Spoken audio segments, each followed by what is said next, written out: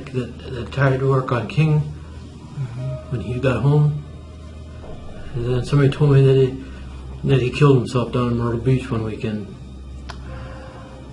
because he couldn't take that.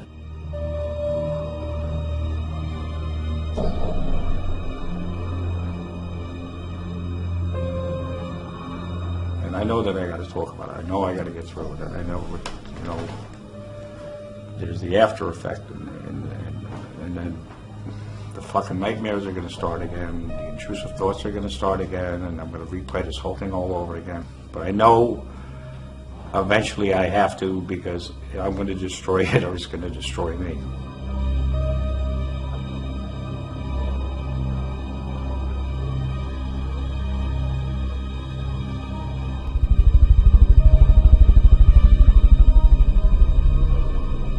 What I wanted to do was sort of kill two birds with one stone. I wanted to get some vets here. I wanted to really help them. I wanted to show everybody what we could do with this process so that the public will start pushing the VA and pushing the therapy fields and pushing the hospitals and so on to use this non-invasive, easy-to-use, astonishingly successful technique. I purposely invited two doctors, one a psychologist, one a psychiatrist. I'd seen the 5 days at the VA video and found it enlightening. I also, in a very selfish way, thought, my God, I'll be exposed to some of the premier EFTers in the world, and I can watch and learn something here. Actually, I heard that Gary was going to be working with vets and contacted him because I was interested in that population. I married just before we went.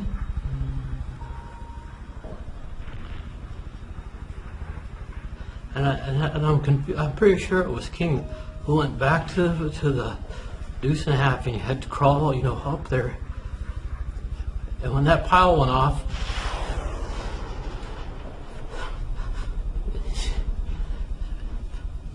it got the fucking legs right off. Why do you think that's true? That you shouldn't be having feelings about it? Because you drive on, airborne drive on, right? Okay. Can I do a little bit on that? Even though I have to be perfect. Even though I have to be perfect. And I can't show my feelings. I can't show my feelings. What am I doing showing my feelings? What am I doing showing my feelings? I gotta drive on. I have to drive on. No wonder I feel vulnerable. No wonder I feel vulnerable. No wonder I have this tightness in my body. No wonder I have this tightness in my body. No wonder I feel exposed. No wonder I feel exposed.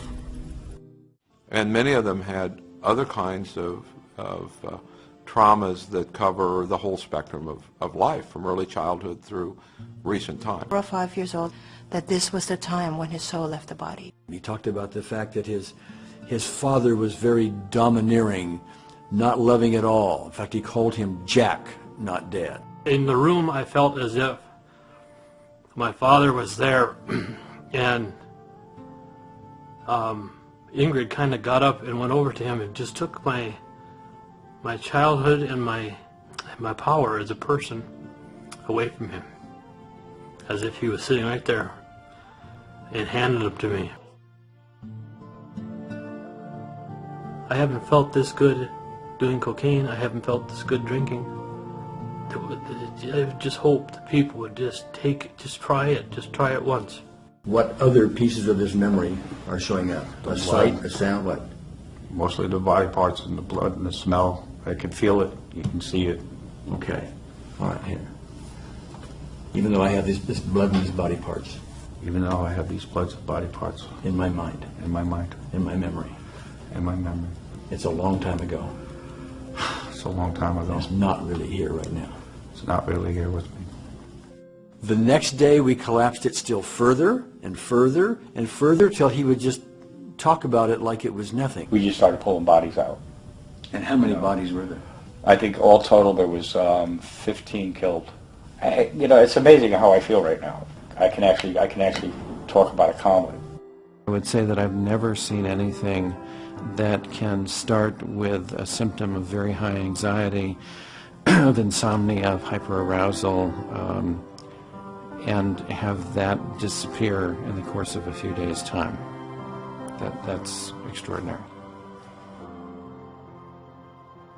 And I mean this sincerely, especially, talking to, brother vets and veterans. If you want to try EFT, I'm sure there's a way that they'll let you know about it and give it a shot, because I'm living proof of this, so hang in there.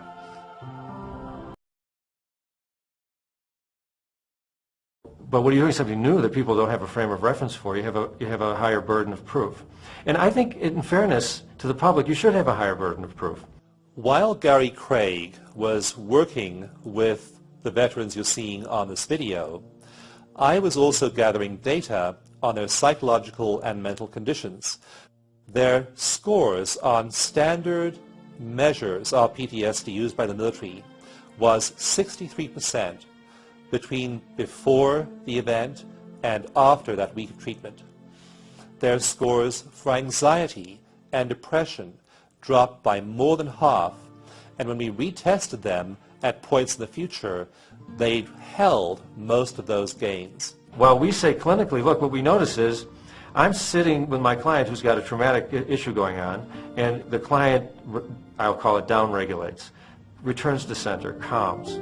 That's observable, it's obvious.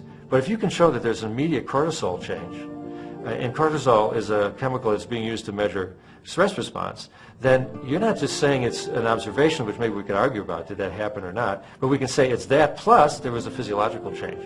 We looked at people's cortisol levels before and after 1 hour of treatment with either EFT or regular psychotherapy or no treatment at all. We discovered that with EFT, people's cortisol levels drop by an average of 25% in a single hour. People like me, who were very, very skeptical about energy psychology methods in the beginning, have become very, very enthusiastic about them because of one thing and one thing only. It's called results. General EFT in specific are uncanny in their ability to produce results really rapidly. I don't know any place anywhere that would take on this group of folks with all of these challenges, and yet we were able to help. I can't think there's a single person we didn't help materially.